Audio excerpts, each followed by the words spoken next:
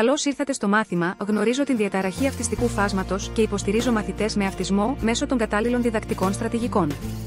Λέγομαι Αντωνιάδου Σοφία και θα σας βοηθήσω μέσω αυτού του μαθήματος να ανακαλύψετε τον κόσμο του αυτισμού και τρόπους για να υποστηρίξετε αποτελεσματικά τους μαθητές με αυτισμό. Γνωρίζατε ότι 1 στα 54 παιδιά διαγιγνώσκονται με διαταραχή αυτιστικού φάσματος, σύμφωνα με τα τελευταία δεδομένα. Ακόμη, έχετε ακούσει ότι τα πρώτα συμπτώματα του αυτισμού μπορεί να εντοπιστούν από την ηλικία των 18 μηνών και πρώιμη παρέμβαση μπορεί να έχει σημαντικό αντίκτυπο στη ανάπτυξη και μάθησή τους. Άλλη μια χρήσιμη πληροφορία είναι πως η διαταραχή αυτιστικού φάσματος επηρεάζει κυρίως τις περιοχές της κοινωνικής αλληλεπίδρασης και της επικοινωνίας, αλλά μπορεί επίσης να συνοδεύεται από περιορισμένα ενδιαφέροντα και επαναλαμβανόμενες συμπεριφορές.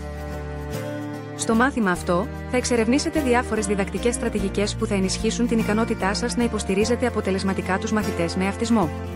Ειδικότερα, θα διδαχθείτε τα βασικά χαρακτηριστικά της διαταραχής αυτιστικού φάσματος, την διαφοροποιημένη διδασκαλία, το σύστημα επικοινωνίας μέσω ανταλλαγής εικόνων, την στρατηγική διδασκαλίας κατά περίσταση και τις στρατηγικές της εφαρμοσμένης ανάλυσης συμπεριφοράς. Επιπλέον, θα μάθετε να δημιουργείτε τις δικές σας κοινωνικές ιστορίες, να εφαρμόζετε το σύστημα εκθεραπεία και εκπαίδευση παιδιών με αυτισμό και διαταραχές επικοινωνίας, καθώς και να χρησιμοποιείτε το εξατομικευμένο εκπαιδευτικό πρόγραμμα. Σας ευχαριστούμε που επιλέξατε να συμμετάσχετε σε αυτό το μάθημα. Είμαστε εδώ για να σας υποστηρίξουμε σε κάθε βήμα της πορείας σας. Εύχομαι να βρείτε το μάθημα αυτό ενδιαφέρον και χρήσιμο και να υποφεληθείτε στο έπακρο από τις γνώσεις που θα αποκτήσετε. Καλή επιτυχία!